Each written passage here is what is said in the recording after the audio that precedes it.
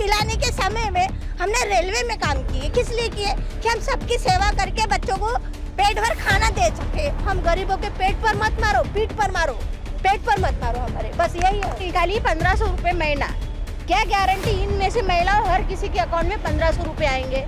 ना 1500 रुपये में हमारा घर चल रहा है, क्या चल रहा है? अब बताओ, अब हमारे कमाने खाने के दिन आए, अच्छे दिन आने, तो हम कहाँ जाएंगे काम छोड़ के? धरना देंगे, बैठे रहेंगे? DRM ऑफिस के सामने धरना देंगे अगर हमें ड्यूटी पे नहीं रखा जाएगा तो। उसके अलावा हमारे पास कोई ऑप्शन नहीं है।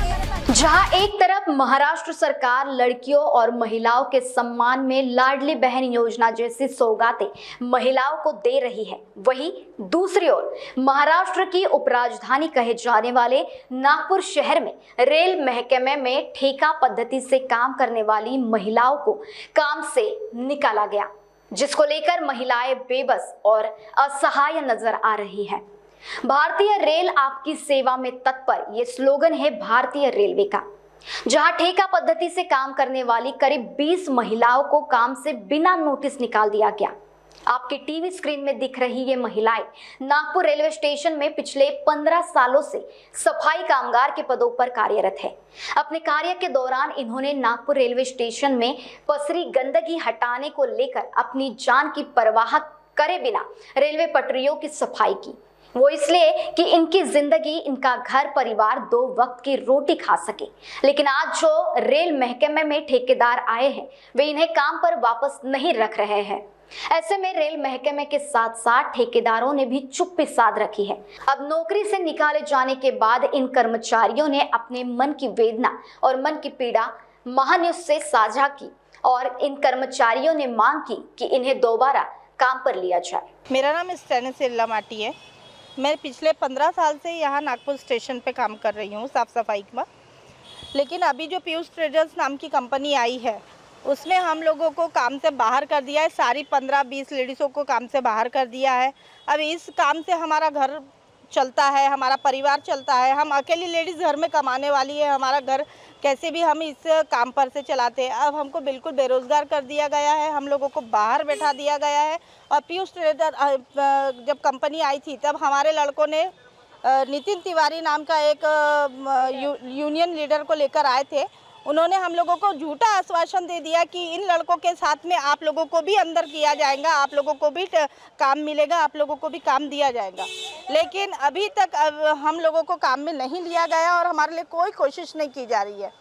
बताया जा रहा है हम लोगों को कि नितिन तिवारी जी ने 15 लड़के लोगों से पैसा लेके उन लोगों को अंदर किया है, उन लोगों को पैसा लेके उन लोगों को काम दिलाया गया है। लेकिन हमारे पास पैसे है नहीं, हम लोगों के पास में प्रूफ नहीं है। हम लोगों को बताया गया है, मैं अभी वही बोली, हमें बताया गया है, जिसने भी बताया, लेकिन उन्होंने बताया गया है कि उन्होंने पैसे लेके इन लोगों को काम में लिया गया है। हमारे पास में पैसे नहीं है, हम गरीब लोग हैं, हम अपना घर संसार तो इससे कैसे भी चला लेते। अब हमारे पास पैसे नहीं है, बच रहे कुछ नहीं बच रहे, तो हम कहाँ से पैसे देंगे? इस वजह से हम बाहर हैं आज।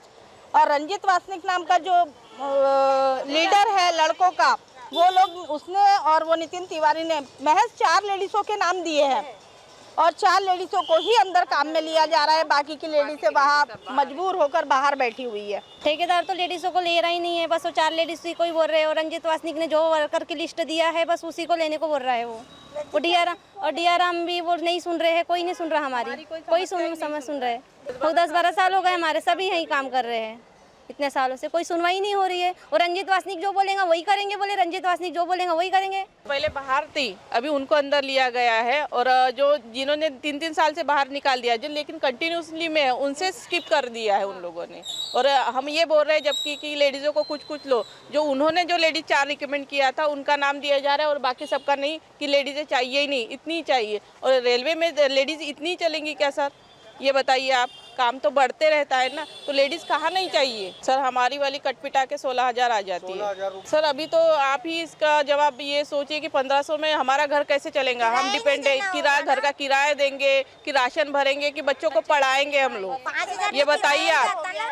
जितनी लेडीजें बाहर है और ये बोल रहा है, और जो ठेकेदार के ऊपर प्रेशर बना रहे हैं, डीआरएम सर के ऊपर प्रेशर बना रहे हैं, हमारे लिए कौन लड़ेगा ये कहना है। और हमारा घर कैसे चलेगा? इतने सालों से हमने रेलवे को इतना समय दिया, 10-12 साल से, अभी एकदम से बिना इंटीमेशन से, बिना किसी चीज़ के हमें बाहर कर दिया। हमें आश्वासन दिया जा रहा है भी हाँ आज रखेंगे, कल रखेंगे, ऐसे करते करते आज 15 दिन हो गए, 15-16 दिन हम रोज़ाना आके बैठते हैं। सुबह 6 बजे आते हैं, रात में 5 बजे 6 बजे जा रहे हैं, बस आश्वासन मिल रहा है, हमें रिजल्ट कुछ मिला नहीं जा रहा है। मैं अनीता प्रजापति 15 साल से काम कर रही हूँ यहाँ पे रेलवे में। हम ठेकेदार को तो जानते नहीं, हमने तो 15 साल से रेलवे की सेवा की है, हर पैसेंजर की सेवा की है और हम आगे करना चाहते हैं। और हम लोग ठेकेदार, हमको लेने वाला कौन होता? हमको तो रेलवे पगार देती थी ना, रेलवे से पगार आती थी, इसलिए हम काम करते थे कि नहीं? तो ये हमको ठेकेदार नहीं लेने वाला कौन होता है? हमारे जब 6 महीने का बच्चा था तो हमने 6 महीने को बच्चे को समय देने का, दूध पिलाने के समय में हमने रेलवे में काम किए। किस लिए किए? कि हम सबकी सेवा करके बच्चों को पेट भर खाना दे सके।